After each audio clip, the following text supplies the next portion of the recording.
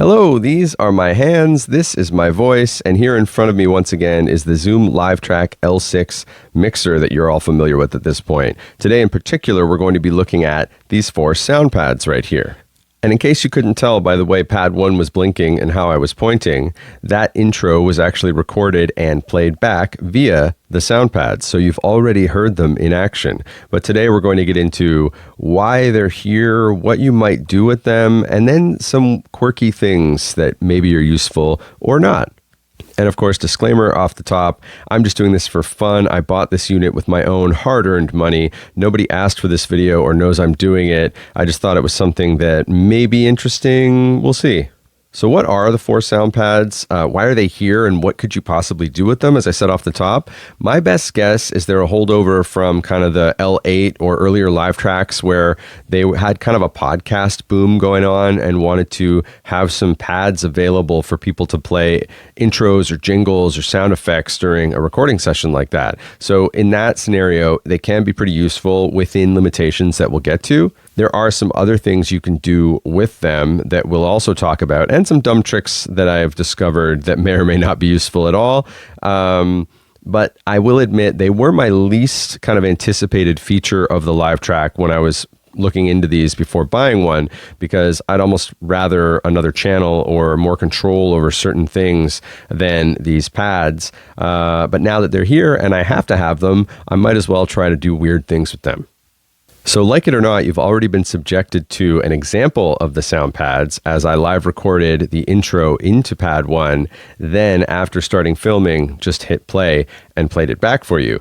So that's an example we'll get into of how to live record. I've also loaded some other pads with some pre-recorded sounds that we can kind of use as demos in that feature set as well. And we'll do some more live recording and go over some of the limitations as there are quite a few. But to start, how do you live record like I had done to show you kind of how the sausage was made at the beginning? All you have to do is press record and then select the pad of your choosing while you're pressing record, and it will record into that slot. So let's record over pad 1 right now as a demonstration, and I'll explain why in a minute. So record pad 1. Okay, here's our new recording, and when I press pad 1, it will stop. There we go. So now it's ready. Okay, here's our new recording, and when I press pad 1, it will stop. There you go. So that one is set to a one-shot sample. So when I press play, it plays it all the way through once. Now you'll notice there is a bit of dead air off the beginning because I didn't start talking right away. Okay, here's our new recording, and when I press pad 1, it will stop. There's nothing I can do about that now. I'd have to re-record it. You can't edit the samples on the player itself other than re-recording them. So we'll get into some more limitations like that. But so that's set to one-shot mode, as I mentioned. You have one-shot, loop, and hold modes. So we'll get into what all those are with some other examples here. So as I mentioned, a potential use case is sound effects or jingles or intros or outros. So let's say you're like me and you've been recording take after take and having technical difficulties and you're wondering who's going to listen or watch this video anyway. Maybe you need a little pick-me-up, and maybe you could use a little applause. Oh, I feel better already. Thank you so much. I appreciate that. You really do acknowledge all my hard work. So cheesy sample aside, that's another one-shot sample being played back on pad 4. I simply grabbed a free applause sound from Freesound and then dropped it in via file transfer mode on the Zoom app in the computer. So like I said, you can use the app to change some of these settings and select which sample is going to be played back when you press that pad. And you also use file transfer mode to drag and drop your WAV files into the appropriate folder on the card. Each pad will have its own folder, and you can hold a number of sounds in each folder, but it will only play back one, and you have to pre-select which one that will be, or live record. As you notice, it will now only record or play back. Okay, here's our new recording, and when I press pad 1, it will stop. It will play back that recording, but if I wanted to go back to the intro, I would have to open up the companion app and use the drop down to select the intro file again. I can't do it on the device. So I'm limited on the device to whatever samples I've set up here or whatever most recent live recording was done. But there's also, as I mentioned, other playback modes. So let's say you have another use case I thought of could be maybe you want some ambient drone or something in between two songs. You're doing a live set and you want a seamless transition or no dead air. Personally, I don't work that way. I like to stop songs and start songs so that there's an opportunity to engage with the audience or kind of have that back and forth a little bit. But I know a lot of people like to have a seamless set that just never stops. And in that case, you could preload maybe a transitionary drone sound or some kind of ambience like I've done here in pad 3. So here's a simple kind of synthy thing that I just stretched out in Audacity just to make it kind of an ethereal little background piece. And this one is set to loop mode. So it's blinking as it's playing, but it will keep playing over and over until I press it again to stop it. So hopefully you can see how that might be useful versus one-shot mode, for example. And now to demonstrate hold mode, we'll record something into pad 2. So again, press record, pad 2, and now we're recording into pad 2, and this will keep playing until I take my finger off of the pad button. So there we go, we're ready. I'll play it, and now we're recording in, oh, see if I take my finger off, it's not holding, so it won't play unless the pad's being held. And now we're recording into pad 2, and this will keep playing until I take my finger. There you go. Took my finger off so you don't have to hear me listening to my own voice any more than we already will in this demonstration. So that goes through hold, loop, and one-shot modes, as well as how to live record into the pads. Quick setup change, because I thought it would be worth demonstrating that when you live record like we did, it will pick up whatever is going through the Zoom channels at the time. And in those demonstrations, all we had was the microphone, so that's what it recorded. But if you have, say, a synth or a drum machine or another instrument going through the Zoom as well, it will also live record those onto the selected pad. Now, I know I could tell you that, and you'd probably just believe me, but why not give a demonstration just so you really believe me? So here we go. We've got the Pluto, the battery-powered synth here off to the side. And when I unmute channel 3, the Pluto will start playing through the Zoom, something just ambient. And now, when I press record and pad 1, it will record both the Pluto and the microphone I'm talking through. So record, pad 1. There we go, Pluto and me in harmony forever. Now I'll simply mute channel 3 again, Pluto's off, and here we go.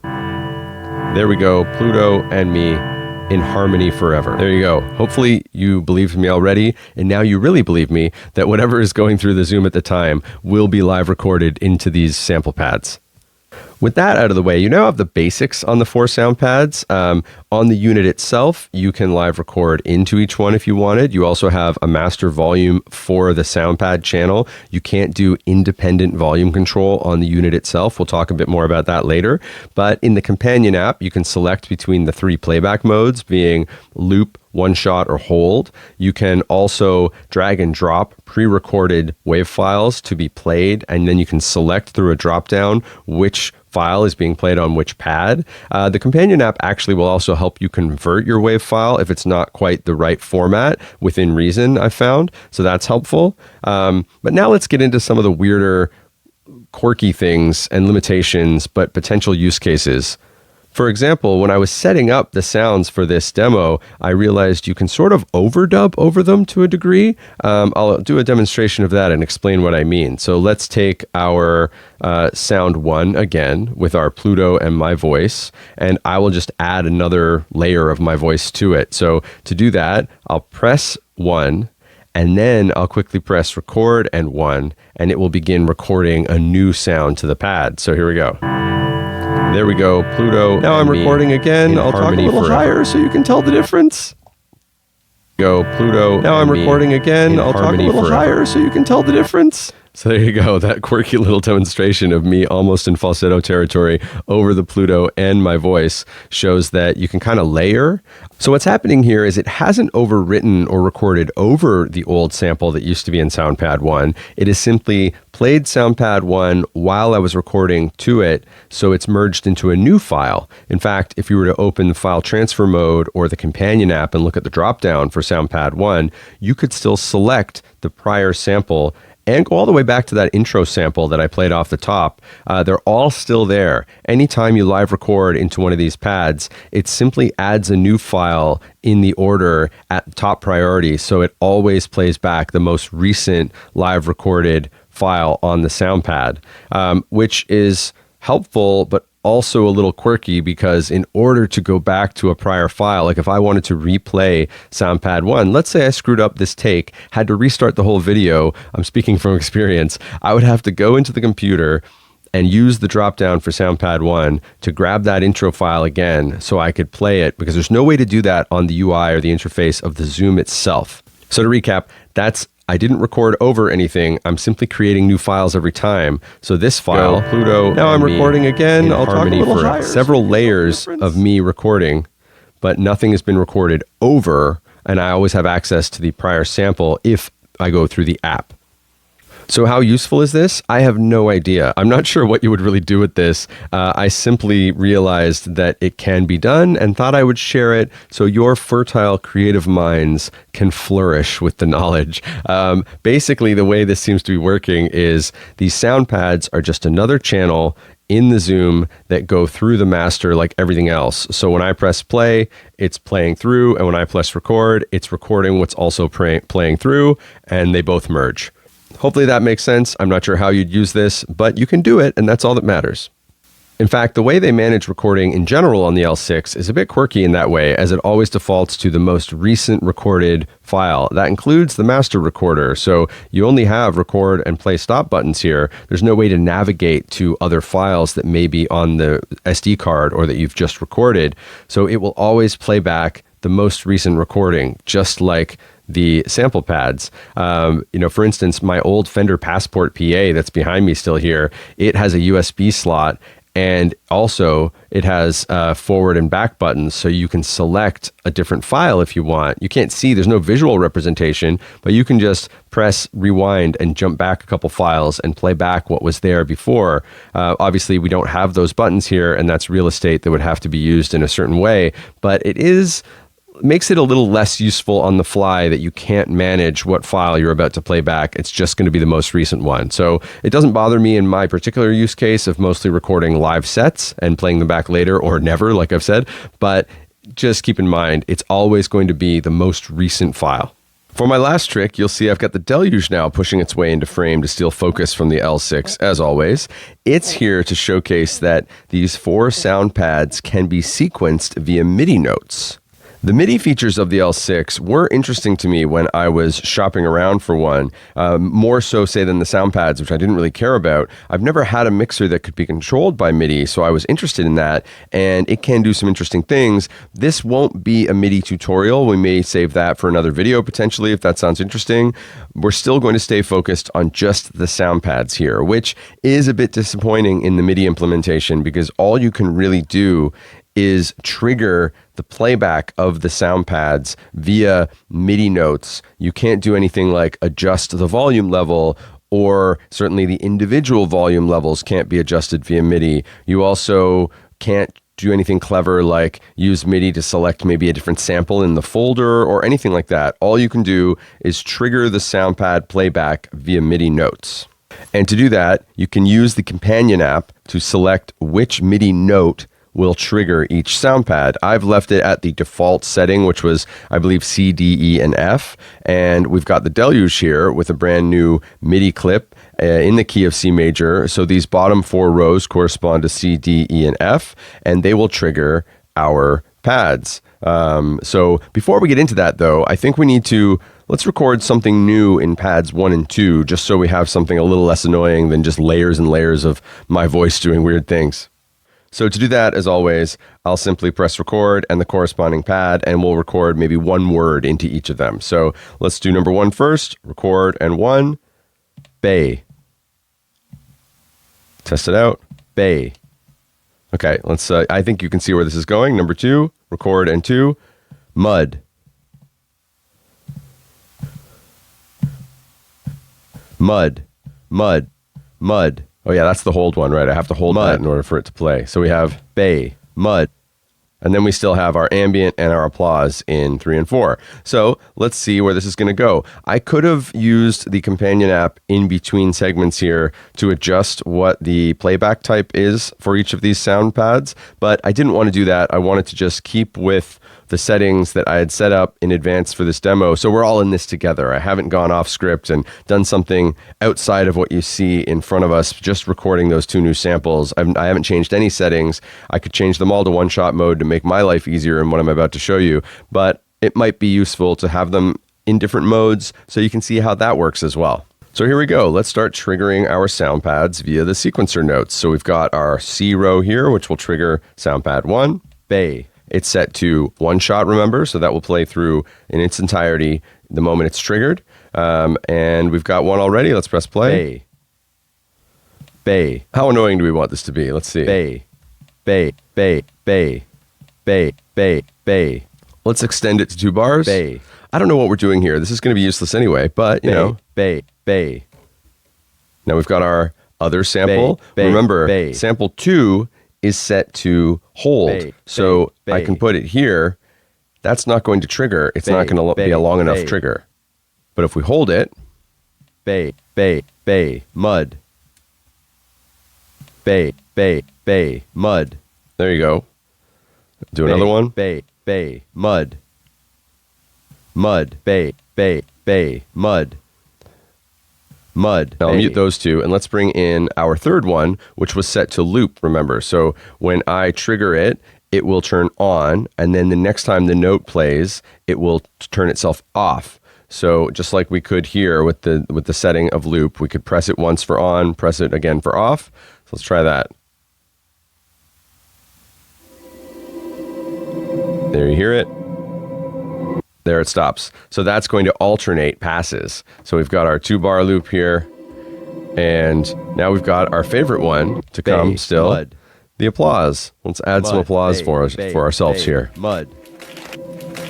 Mud, bay, bay, mud. Mud, bay, mud. Mud, bay. So there you go. Mud. Is this anything? Not really. Is it useful? Maybe. Could you do something interesting with it? Potentially. This is really just to show you that it's possible. I don't know what you would do with this. That's for you to figure out with your fertile creative minds. I'm just here to give you the knowledge and maybe never use this again. So it is possible to sequence these sound pads via MIDI notes. That's all we were trying to prove in our stupid gear tricks. Now I'm going to stop the sequence. Let our applause play out. Oh, thank you so much. Oh, I appreciate the support. Yes, that's so kind. So what have we learned? We knew there were 4 sound pads on the Zoom L6, but we've now demonstrated that you can live record into them directly on the unit itself by pressing record and the corresponding pad. You have one knob on the Zoom to control the overall sound pad channel. And then beyond that, you need the companion app to select individual volume levels or your playback modes. You can change from one shot, loop, and hold. You can also use the companion app to select the MIDI note you'd like to have trigger each of these sound pads should you feel you want to sequence them for some reason. And also you can use the companion app and the file transfer mode to drag and drop your own pre-recorded WAV files and then choose from the drop-down which pad will play what file should you need a sound effect or a jingle or an intro, or maybe you just want a little ethereal, moody ambience for a video outro as you talk over it, like so. There you go. We're already making use of these pads. Personally, like I said off the top, I wasn't really excited by the pads taking up some real estate on this small unit. Have I learned to love them? Maybe. There's quirky things you can do, which I always like, but maybe you've got better ideas. Maybe I've missed a trick here and there are things you would use the pads for that I'm being dismissive of. So let me know link me to a video, berate me in the comments. Hopefully this has been informative, if not somewhat entertaining, as I go through the quirks of these sound pads. But yeah, let me know if there are things I didn't do with them that you would use them for, or any other ideas. Maybe we'll do another video where we look at the actual MIDI functionality, because it's also a bit quirky, as I'm finding a lot of the features on this unit are. But hopefully you got something out of this. I really need a pick-me-up at this point. I feel like you're out there maybe clapping for me at this point. So thank you very much. Oh, I feel the love already. I appreciate it. Come back soon and maybe we'll talk more about the L6. Maybe we won't.